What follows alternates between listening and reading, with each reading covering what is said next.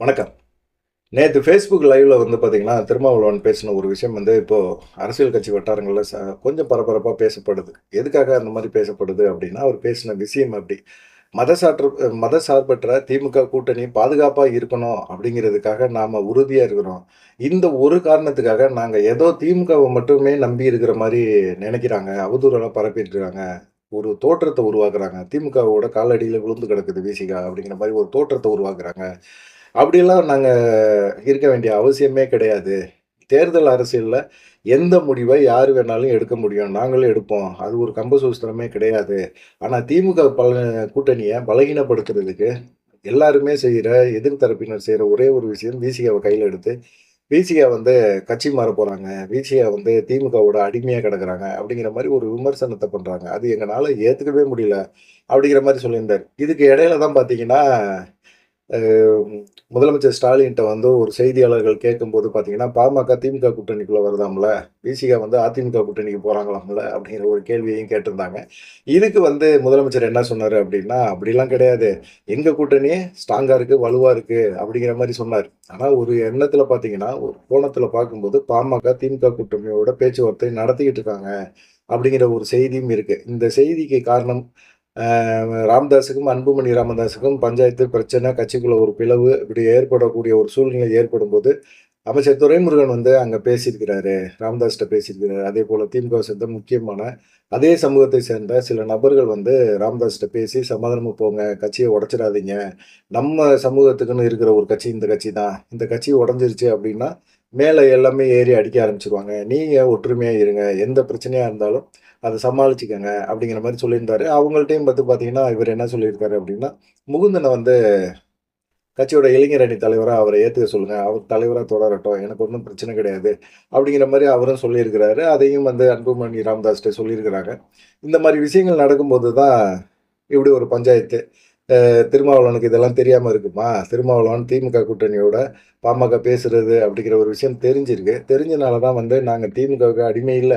திமுகவ நாங்க சப்போர்ட் பண்றோம்னா, மதசார்பற்ற ஒரு கூட்டணி இருக்கணும். அதுவும் வலுவா இருக்கணும் அப்படிங்கிறதுக்காக நாங்க நினைக்கிறோம். மத்தபடி எங்களுக்குள்ள வந்து எந்த ஒரு பிரச்சனையுமே கிடையாது. நாங்க திமுகவுக்கு அடிமையும் கிடையாது. தேர்தல் அரசியல் அப்படிங்கிறது, அது கொள்கை வேற, கோட்பாடு வேற. நாங்க யார் கூட வேணாலும் கூட்டணி வைக்கலாம். அது முடிஞ்ச பிறகு நாங்க வந்து விலகிக்கலாம். அது வந்து தேர்தல் அரசியல். அந்த அரசியல கையில எடுக்கிறதுக்கு விசிகாவுக்கு ரொம்ப நேரம் ஆகாது. அப்படின்னு சொல்லி பேசிட்டாரு. அதே சமயத்தில பார்த்தீங்கன்னா, ஏற்கனவே பார்த்தீங்கன்னா, அதிமுகவுக்கு ஆதரவா கூட ஒரு பேட்டிய குடுத்திருந்தாரு அதுக்கு முன்னாடி நாள். இங்க தமிழ்நாட்டுல பொறுத்தவரைக்கும் பாஜக, ஆர்எஸ்எஸ், சங் பரிவார் சக்திகள் வந்து தமிழகத்துல அரசியல் சக்திகளா வளர்றதுக்கு ரொம்ப முயற்சி பண்றாங்க. தமிழ்நாட்டுல வந்து பெரியார் இயக்கங்கள வந்து காலி பண்றதுக்கு இவங்க பெரும் முயற்சி எடுக்குறாங்க. இப்படிப்பட்ட ஒரு சூழ்நிலையில ஏதாவது ஒரு திராவிட கட்சிகள் மேல ஏறி உட்கார்ந்து, அவங்களுடைய ஓட்டுகள வாங்கி பாஜக மிகப்பெரிய ஒரு வெற்றி பெற்றது மாரி ஒரு தோற்றத்த உருவாக்குறதுக்கு முயற்சி பண்றாங்க. இதுல வந்து என்ன செய்யுது பாஜக, அதிமுகவ கைப்பத்துது. அதிமுக ஓட்டுகள வாங்கி, ஏதோ அவங்க பாஜக வாங்குன ஓட்டுகள் மாரி சித்தரிக்கிற முயற்சி பண்றாங்க. இதுக்கு அதிமுக எந்த சூழ்நிலையிலயும் ஒத்துழைக்க கூடாது. இவ்வளவு ஒத்துழைச்சா இது மிகப்பெரிய ஒரு வரலாற்று பிழையாயிடும் அப்படிங்கிற மாரி அவர் சொல்லியிருக்கிறாரு. அதிமுகவும் தோல்வி அடையும். எதிர்காலத்துல மக்கள் வந்து அதிமுகவ நம்ப மாட்டாங்க. அப்படிங்கிற மாரி ஒரு விஷயத்த வந்து திருமாவளவன் பேசியிருக்காரு. என்னடா இது! இவரு வந்து இப்ப திமுக கூட்டணியில இருக்காரா? இல்லையா? ஏன் இப்படி பண்ணிக்கிட்டே இருக்கிறாரு? ஏன் இப்படி பேசுறாரு? ஏன் லைவ்ல இப்படி பேசினாரு? அப்படிங்கிற மாரி நாங்க திமுகவுக்கு அடிமை இல்ல அப்படிங்கிற பேசுற விஷயம்லாம் இருக்குல்ல. இதெல்லாம் வந்து ஏத்துக்கவே முடியாது. இப்ப வந்து அவரு வந்து அதிமுக சைடும் போக முடியாது. ஏன்னா அதிமுக, பாஜக கூட்டணி இருக்குது. அந்த சைடும் போ முடியாது. விஜயோட ஒரு கூட்டணி பேச்சுவார்த்தை நடத்தவும் முடியாது. ஏன்னு கேட்டீங்கன்னா, விஜய் என்ன பெர்சன்டேஜ் ஓட்டு வச்சிருக்கிறாரு அப்படிங்கிற மாரி ஒரு இது இருக்குது. அது இல்லாம 2026 சட்டமன்ற தேர்தல் வந்து திருமாவளவனுக்கு மிக முக்கியமான ஒரு தேர்தலா பார்க்கப்படுது. ஏன்னா இப்ப தான் மாநில அங்கீகாரம் வாங்கியிருக்கிறாரு. அப்ப சட்டமன்ற தேர்தல்ல 2 சீட்டுகள் வெற்றி பெற்று 6% வாக்குகள வாங்கணும். அப்படிங்கிற ஒரு எண்ணம் அவருக்கு இருக்கு. அப்படியே ஒரு இடத்துல கூட வெற்றி பெற முடியல அப்படின்னாலும் பரவால்ல. 8% வாக்குகள வாங்கணும். குறைஞ்சபட்சம் 7 சட்டமன்ற உறுப்பினர்கள் வெற்றி பெற்று ஆகணும். அப்படிங்கிற பல கட்ட சூழ்நிலைகள் இருக்கு. இந்த வாய்ப்புகள்ல மிக முக்கியமான ஒரு வாய்ப்பா அவர் பார்க்கிறது, 7 இடங்கள்ல வெற்றி பெறணும்னா அவரு வந்து கண்டிப்பா வந்து அதிக தொகுதிகள்ல போட்டி போடணும். அதிக தொகுதிகள்ல போட்டி போடணும்னா, அவங்களுக்கு கூட்டணி கட்சி வந்து அதிக தொகுதிய குடுக்கணும். 2021ல 6 இடங்கள்ல தான் விசிக வந்து போட்டி போட்டுச்சு. இப்ப வந்து பார்த்தீங்கன்னா, 7 இடங்கள்ல ஜெயிக்கக்கூடிய ஒரு சூழ்நிலை ஆகணும் அப்படிங்கும்போது, குறைஞ்சது ஒரு 10 இல்ல 15 தொகுதிகள் வேணும். இப்ப மக்கள் நல கூட்டணின்னு ஒரு கூட்டணிய உருவாக்கும்போது பார்த்தீங்கன்னா, விசிக 25 தொகுதியில நின்டுச்சு. ஜெயிச்சாங்களா, ஓட்டு வாங்குனாங்களாங்கிறதெல்லாம் எல்லாத்துக்கும் தெரிஞ்ச விஷயம். அதேபோல ஒரு சூழ்நிலை நமக்கு வேணும் இப்போ, அப்படிங்கிற மாரி நெனைக்கிறாரு. இப்ப 7 தொகுதிங்கிறது 7 தொகுதியில வெற்றி பெறணும் அப்படிங்கும்போது, கிட்டத்தட்ட ஒரு 15 தொகுதிகளாவது விசிக குடுக்கணும். விசிக குடுப்பாங்களா? அப்படிங்கிற மாரி இருக்கு. இதுதான் திருமாவளவன் போடுற கணக்கு. இந்த கணக்குக்கு வந்து முதலமைச்சர் ஸ்டாலின் வந்து ஒத்து வரல. அப்படிங்கிற மாரி ஒரு பேச்சு இருக்கு. தொகுதி பங்கீடு சம்பந்தமா எ திருமாவளவன் எதிர்பார்க்கிற அந்த தொகுதிகள திமுக குடுக்காது அப்படிங்கிற ஒரு அவநம்பிக்கை திருமாவளவன் வந்திருக்கு.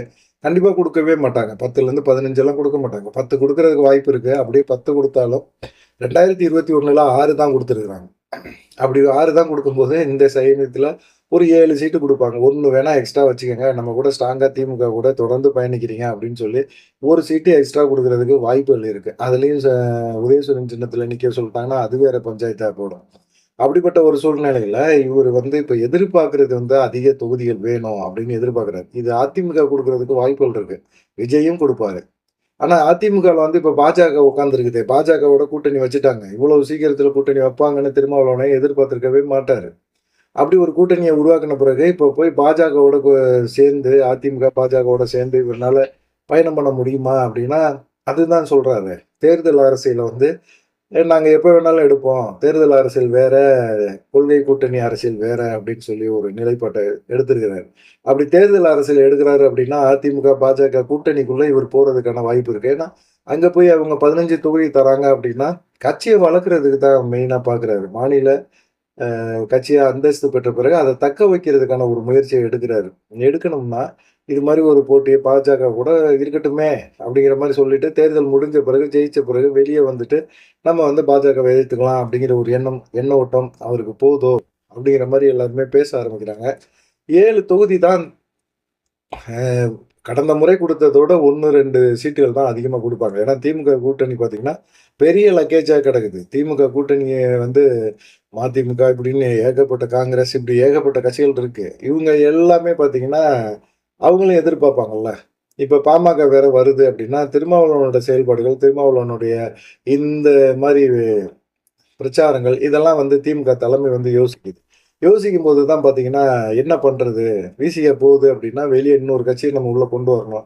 அப்போ வலுவான ஒரு கட்சிய கொண்டு வரணும் அப்படின்னம்னா, பாமகவோட பேச்சுவார்த்தை நடத்துறாங்க. பாமகவோட பேச்சுவார்த்தை நடத்தி, ஓகே சொல்ல வைப்பாங்க. இப்ப அவங்களுக்கு ஒரு 10 தொகுதி குடுக்குறோம்னா, அவங்க ஓகே தான் சொல்லுவாங்க.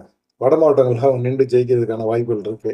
அதனால 10 தொகுதியா ஓகே எடுத்துக்கங்க அப்படிங்கிற மாரி சொல்றதுக்கு வாய்ப்புகள் இருக்கு. இத திருமாவளவன் ஒத்துக்கிட்டு போனாலும் ஓகே.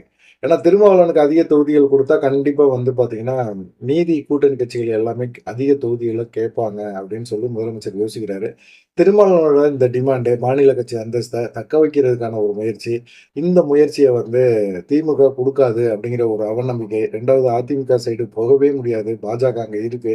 அப்படி போணும் கட்சி நலனுக்காக நாங்க போறோம் அப்படின்னம்னா, அது தேர்தல் அரசியல். அந்த அரசியல கூட நான் கையில எடுக்க தயாரா தான் இருக்கிறேன் அப்படிங்கிற மாரி திருமாவளவன் பேசிட்டு இருக்காரு.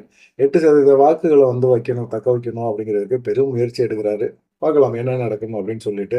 ஒண்ணு அவரு திமுக கூட்டணியில தொடரணும்னா, அவர் விருப்பத்த வந்து முதலமைச்சர் நிறைவேத்தணும். இல்ல அப்படின்னா, கட்சிய வளர்க்கறதுக்காக வேற கூட்டணிக்கு தாவுறதுக்கு திருமாவளவன் ரெடியா இருக்கிறாரு. அப்படிங்கிற மாரி தான் ஒரு பேச்சு தோணுது. நீங்க என்ன நினைக்கிறீங்க? அப்படிங்கிற ஒரு விஷயத்தையும் மறக்காம கமெண்ட் பண்ணுங்க. நன்றி. வணக்கம்.